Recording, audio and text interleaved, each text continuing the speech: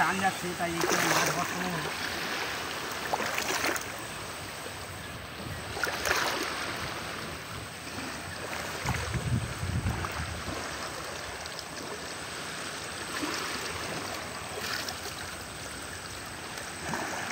পড়েছে, কয়েকটা পড়েছে। আমাদের ভিডিও সহকারী বন্ধুদের বলবো এপারে এসে দেখাতে। চিংড়ি এখানে পড়েছে পরে,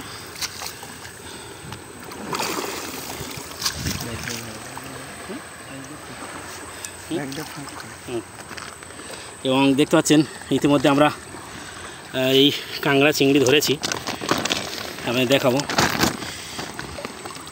দেখতে পাচ্ছেন চিংড়ি, কাঁংড়া এবং দেখুন মাছও পড়েছে। মাছ দেখতে পাচ্ছেন বগো মাছ।